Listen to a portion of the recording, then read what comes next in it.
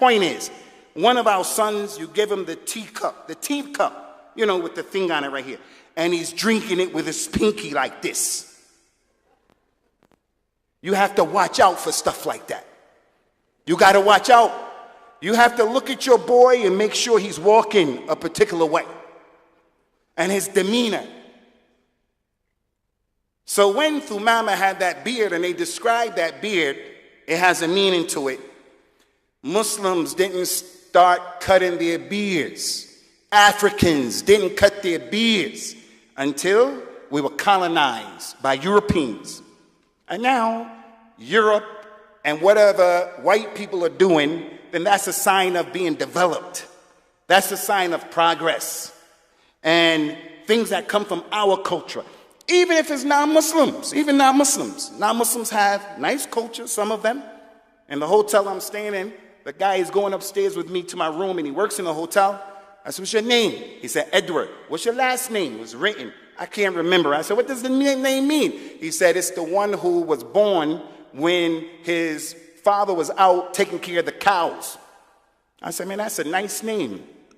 Has a deep meaning. I was just saying that. To me, it doesn't mean much, but our names have meanings. But when we become people who are detached from our background, our culture, we look down and we're embarrassed about who we are and where we come from. And that's why in Africa we find, in many places, African women dyeing their skin, wearing wigs, just behaving in a way that's not acceptable. I don't know about you. I don't know. But I tell you about myself. When I was little, I was bad. But I was bad because they used to beat me, whether I did it or not. My auntie would beat me, this one would beat me. I said, okay, you're gonna beat me. I'm gonna do things to get the beating for it. Now, my father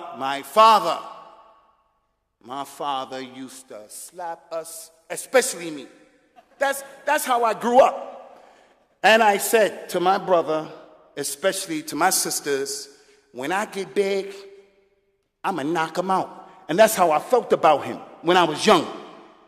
Because he created that in my mind, in my spirit.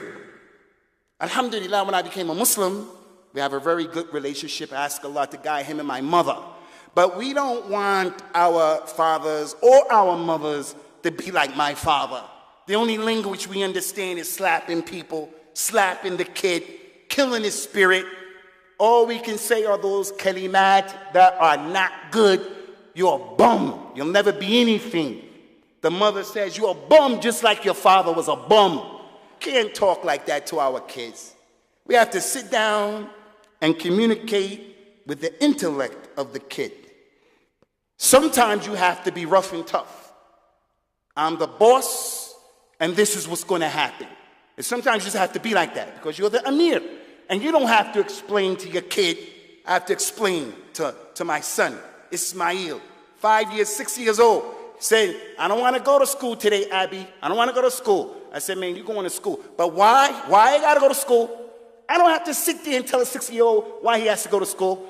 I just look at him and do like this. And he realized I got to go to school. So my point, guys, is those shabab, you guys have to relax. You have to relax. And you have to look at and listen to what the elders are saying. And if your family elders, your tribal elders, the elders of your community, they tell you, don't get married, don't do that, then eat humble pie and bite the bullet and let it go. And remember the hadith.